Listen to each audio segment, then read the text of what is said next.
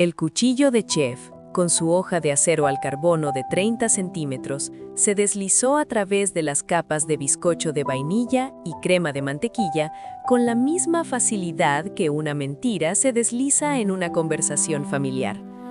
80 personas aplaudían en el jardín de la hacienda alquilada en Tlalpan, al sur de la Ciudad de México. El mariachi acababa de tocar las mañanitas y el eco de las trompetas aún vibraba en el aire cálido de la tarde. Frente a mí, Gabriela sonreía, su maquillaje impecable, su vestido de diseñador que costó más de 80,000 pesos. Una mujer que celebraba sus 60 años rodeada de lo que ella llamaba su dinastía. A su lado estaba Mariana, aplaudiendo con esa elegancia falsa que siempre la caracterizó, y a unos metros, Elena, la vecina, fingiendo secarse una lágrima de emoción con un pañuelo de encaje. Yo sostenía el cuchillo, sentía el peso del mango frío en mi palma. En la repostería profesional, la precisión lo es todo. 1 gramo de más de polvo para hornear y la estructura colapsa. 1 grado de más en el termómetro y el chocolate templado se arruina para siempre. Yo había pasado los últimos 10 años midiendo, pesando y calculando cada ingrediente de mi vida. Pero en ese momento, mirando sus rostros iluminados por las chispas de las velas, supe que mi cálculo más exacto no estaba en el pastel de 4 pisos cubierto de fondant que tenía enfrente. Mi obra maestra era el sobre Manila, sellado y pesado, que descansaba en la mesa de regalos, justo al lado de la fuente de chocolate. Un sobre que iba a destruir esta familia con la misma frialdad con la que ellos me habían destruido a mí.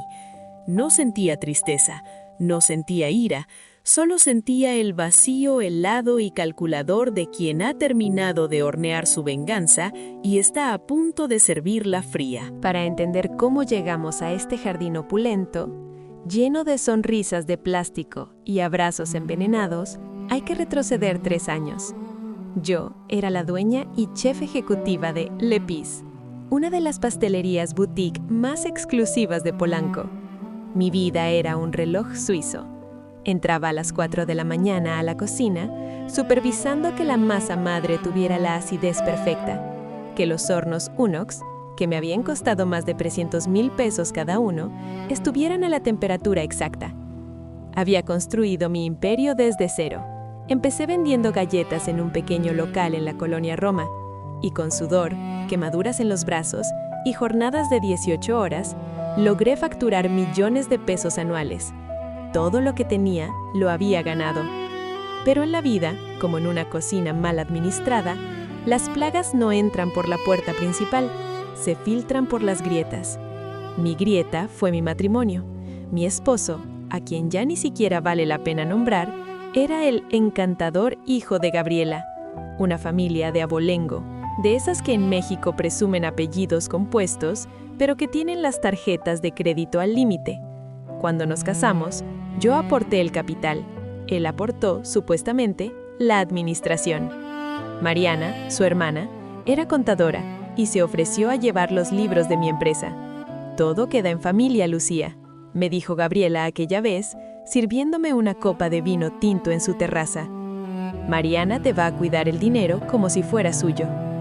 Qué irónica y literal resultó esa frase. Nuestra vida parecía perfecta, excepto por un detalle. No podíamos tener hijos. Mi cuerpo, agotado por el estrés y los años de trabajo físico intenso, simplemente no cooperaba. Las clínicas de fertilidad en Lomas de Chapultepec vaciaron una buena parte de mis ahorros personales. Fue entonces cuando mi esposo sugirió la adopción. Y no cualquier adopción. Mariana había encontrado a una niña pequeña, Isabela. Según la historia oficial que me vendieron, era la hija de una prima lejana de ellos que había fallecido en un accidente en Monterrey. «Es sangre de nuestra sangre, Lucía», me imploró mi esposo, llorando en nuestro departamento de Condesa. «Dale un hogar, tú siempre has querido ser madre». Acepté. Isabela llegó a nuestras vidas, una niña preciosa, de ojos grandes y oscuros. Yo la amé. La amé con la misma intensidad con la que amas algo que crees que el destino te debía. Reduje mis horas en la pastelería para estar con ella, y ese fue mi primer error de cálculo. Dejé la cocina sin vigilancia. Fue entonces cuando la presencia de Elena, nuestra vecina en la casa que compramos en Coyoacán, se volvió sofocante. Elena era el arquetipo perfecto de la señora mexicana chismosa. Viuda, siempre vestida con ropa de tonos pastel, pasaba horas barriendo la misma porción de banqueta frente a su casa, solo para ver quién entraba y quién salía de la nuestra. ¡Ay, mi niña Lucía!, me gritaba Elena desde su reja cuando yo salía apresurada hacia el trabajo. ¿Otra vez dejaste a la pequeña Isabela con la niñera? ¡Qué bárbara! Trabajas tanto que tu marido se va a aburrir. Yo solía ignorarla. Pensaba que era solo una vieja amargada sin nada mejor que hacer. No me daba cuenta de que Elena no era una simple espectadora. Era un dron de vigilancia al servicio de Gabriela. Los problemas financieros empezaron de manera sutil. Mariana, en nuestras reuniones mensuales, me mostraba gráficas donde los costos de la mantequilla importada de Francia y el chocolate belga se habían disparado. Lucía, los márgenes de ganancia están bajando, decía Mariana, ajustándose sus lentes de armazón grueso. El peso se está devaluando frente al euro. Tuvimos que inyectar $500,000 de la reserva para cubrir la nómina de este mes. Yo, exhausta por criar a Isabela y tratar de mantener la creatividad en mis menús, firmaba las autorizaciones. «Tú eres la experta en números, Mariana», le decía. Yo solo quería volver a mis batidoras industriales, a mi mundo de azúcar y harina donde las cosas tenían sentido. Pero el abismo financiero creció a una velocidad antinatural. En menos de 14 meses, mi cuenta empresarial pasó de tener números negros envidiables a un déficit asfixiante. Los proveedores dejaron de entregar la materia prima.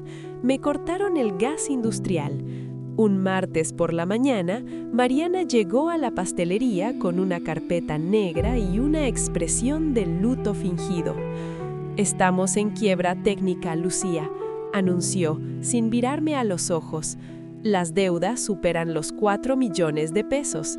Si no liquidamos la empresa y vendemos los activos ahora, el banco embargará tu casa». El mundo se detuvo. El olor a vainilla que siempre impregnaba mi ropa de repente me dio náuseas. Había perdido mi vida entera. Vendí mis hornos a una fracción de su precio. Despedí a Catalina, mi sous-chef leal que había estado conmigo desde el principio. Entregué las llaves del local en Polanco con las manos temblando. Mi esposo me abrazó aquella noche, susurrando que empezaríamos de nuevo, que lo material no importaba mientras estuviéramos juntos con Isabela. Gabriela, mi suegra, me ofreció refugio emocional. Venía a mi casa, se sentaba en mi sala y me decía: «El dinero es una ilusión, querida. Al menos te liberaste de ese estrés». Yo estaba deprimida, sí. Pero mi cerebro de repostera no dejaba de procesar los datos. Algo en la receta de mi fracaso no cuadraba. Las ventas nunca habían bajado tanto. Mis pasteles seguían vendiéndose a $2,000 cada uno. ¿Cómo podíamos deber 4 millones? La respuesta llegó un mes después de la quiebra. Era una tarde lluviosa de julio. Mi esposo había salido a una supuesta entrevista de trabajo y se había llevado a Isabela. Yo estaba en casa, empacando algunos libros de la biblioteca de la sala, preparándome para la inminente venta de nuestra casa en Coyoacán para pagar las deudas. Llamaron a la puerta. Era Elena, la vecina, sosteniendo un plato cubierto con papel aluminio. «Te traje unos tamalitos de dulce, mi niña», dijo Elena, asomando su nariz puntiaguda por el resquicio de la puerta. «Te veo tan acabada, tan flaquita. Qué pena lo de tu negocito. Aunque bueno, yo siempre le dije a Gabriela que esos lujos que se daban no iban a durar». La dejé pasar por inercia. Mientras yo servía café en la cocina, Elena empezó a husmear en las cajas de cartón. Qué triste tener que vender esta casa tan hermosa, comentó Elena en voz alta. Ojalá tuvieran la suerte de mi hija Valeria. Fíjate que se acaba de comprar un departamento precioso allá por Santa Fe. Todo de contado, imagínate, a sus 30 años y ya tan exitosa. Me detuve con la jarra de café en el aire. Valeria, la hija de Elena, una mujer que hasta donde yo sabía trabajaba como recepcionista en una clínica dental. Un departamento en Santa Fe de contado. Eso costaba por lo menos 6 o 7 millones de pesos. ¡Qué maravilla, Elena!, respondí con una voz monótona, fría. ¿A qué se dedica Valeria ahora? ¡Uy! A las inversiones, mi niña. Tiene unos socios maravillosos, muy amigos de tu marido, fíjate. El mundo es un pañuelo. Elena se tapó la boca rápidamente, como si se hubiera dado cuenta de que había hablado de más. Sus ojos parpadearon con nerviosismo y cambió el tema abruptamente. 15 minutos después, se marchó. Yo me quedé parada en el centro de la sala. El aire se sentía denso. Fui a la biblioteca y seguí sacando libros de la sección que le pertenecía a mi suegra Gabriela, quien solía quedarse fines de semana en nuestra casa y tenía su propia repisa. Tomé un ejemplar pesado, una edición antigua de 100 años de soledad. Al sacarlo, sentí que la cubierta de cuero estaba ligeramente abultada. Lo abrí. Las páginas estaban ahuecadas en el centro. Alguien había usado un cúter para cortar un rectángulo perfecto en el corazón del libro. Dentro del hueco había un papel doblado y una pequeña memoria USB. Mis manos no temblaron, mi pulso bajó. Desdoblé el papel. Era un documento membretado de un laboratorio genético en Médica Sur, un examen de paternidad y maternidad. Sujeto 1. El nombre de mi esposo. Sujeto 2. Valeria, el apellido de Elena. Sujeto 3. Isabela. Probabilidad de paternidad, 99.9%. Probabilidad de maternidad, 99.9%. No hubo lágrimas, no hubo gritos, solo el silencio absoluto de mi casa. Isabela, la niña huérfana de Monterrey, era el fruto de la infidelidad de mi esposo con la hija de la vecina chismosa. Pero la receta del engaño aún requería más ingredientes. Conecté la memoria USB a mi computadora portátil. La contraseña estaba guardada en el caché del navegador de mi esposo, que era tan descuidado como arrogante. Lo que encontré fue la contabilidad paralela que Mariana había estado manejando. Durante 3 años, Mariana había estado haciendo transferencias hormiga y creando facturas falsas de proveedores inexistentes. Habían ordeñado mi pastelería. Todo el capital, mis ahorros, los más de 5 millones de pesos que supuestamente se habían perdido en la quiebra, habían sido transferidos a una empresa fantasma a nombre de Mariana y Valeria. Con mi dinero, mi esposo le había comprado el departamento en Santa Fe a su amante. Con mi dinero, Gabriela mantenía su estilo de vida de mujer de sociedad. Elena, la vecina, sabía todo. Su trabajo era vigilarme, reportar mis horarios a Gabriela para que ellos supieran cuándo podían reunirse, cuándo podían manipular los documentos en mi propia casa. Habían fabricado la quiebra para dejarme en la ruina y obligarme a vender la casa, cuyo dinero seguramente también planeaban robarse.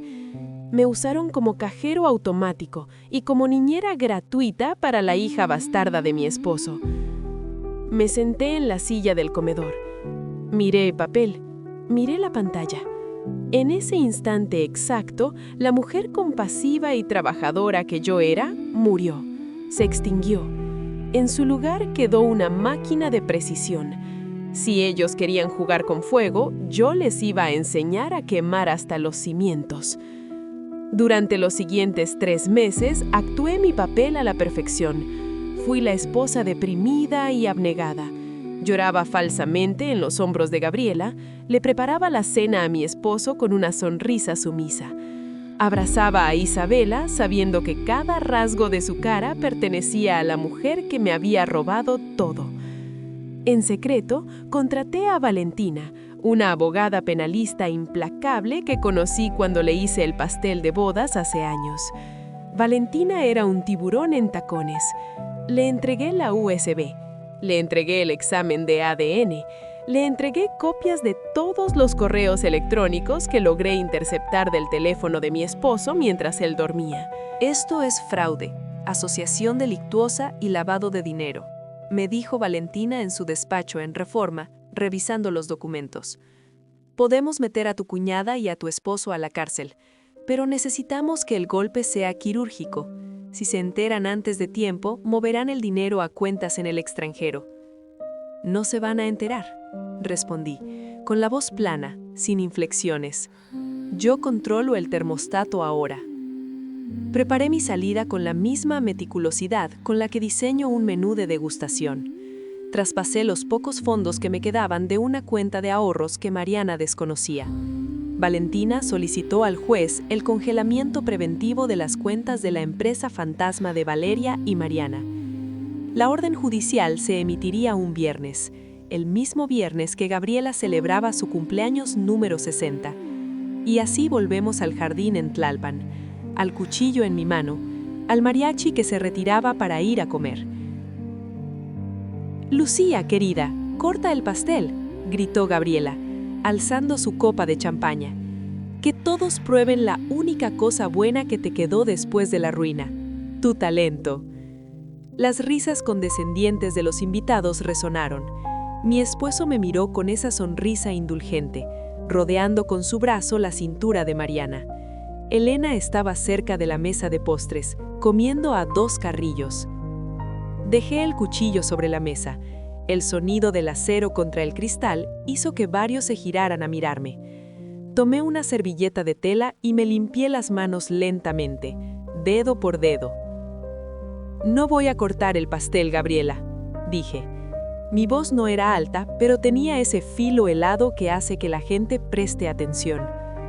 «Pero sí tengo tu regalo». Caminé hacia la mesa de regalos y tomé el sobre manila. Caminé de regreso y se lo entregué directamente en las manos a Gabriela. «Ábrelo», ordené. Mi esposo frunció el ceño y dio un paso adelante.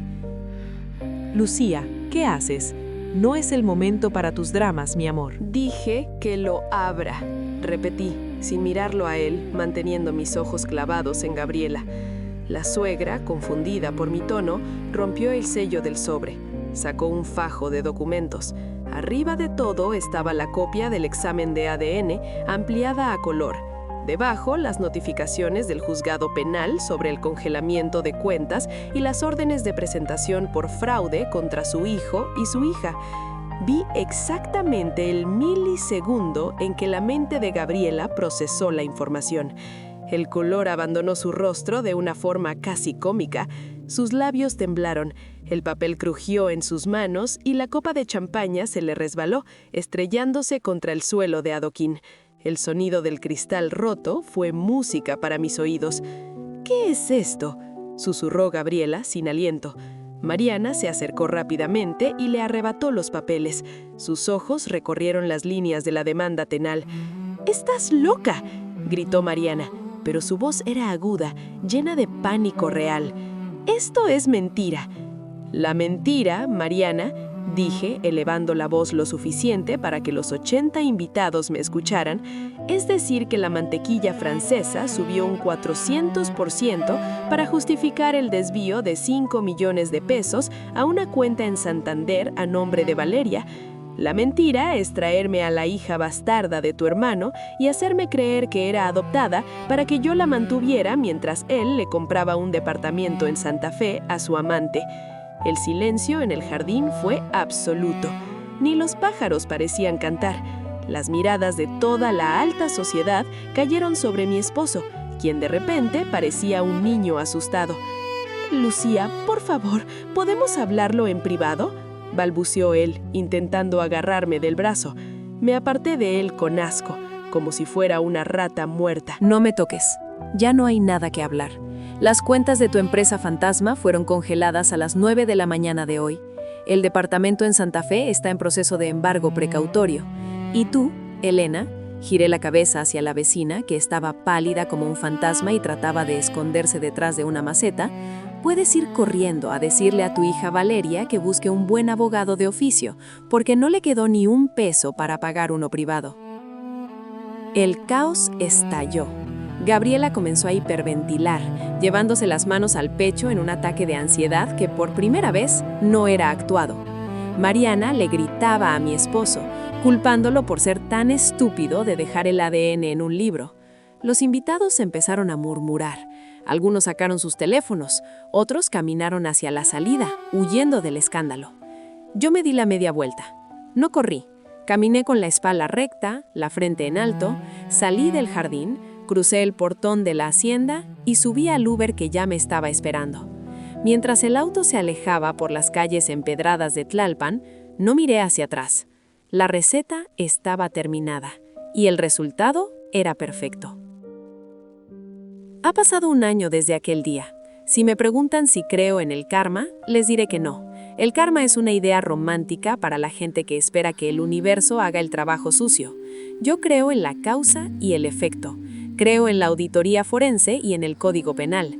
Mi exesposo y Mariana están enfrentando su proceso judicial en libertad condicional, pero están arruinados. Tuvieron que vender las propiedades familiares para pagar a sus abogados. La pobre Avi, la niña, quedó en medio de todo esto. Valeria resultó ser una madre negligente cuando se le acabó el dinero y el Estado intervino. A veces pienso en la niña, sí, pero he aprendido a separar mis emociones con un bisturí. Ella no es mi sangre y yo no puedo salvar a todo el mundo. Elena, la vecina, tuvo que mudarse. El desprecio de todo el vecindario de Coyoacán, al enterarse de que era cómplice de un fraude para destruir a una familia, la volvió una paria. Ya no hay quien le acepte sus tamales ni escuche sus chismes. En cuanto a mí, abrí un nuevo local, muy pequeño. Solo atiendo por encargo. No tengo socios, no tengo familia política, no confío en nadie más que en mí misma y en mi báscula digital.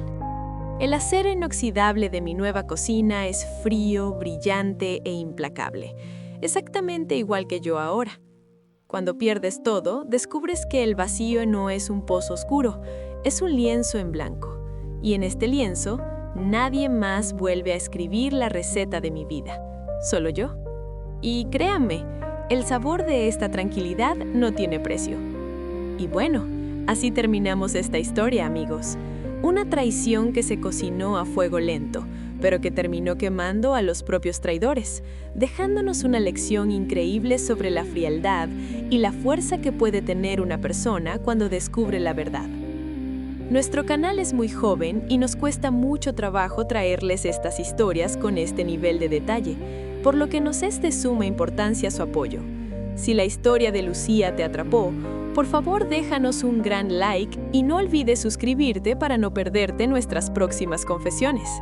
Además, queremos leerte en la caja de comentarios qué opinas de la venganza de Lucía y sobre todo, déjanos tu crítica constructiva. ¿Qué podemos mejorar en nuestros videos?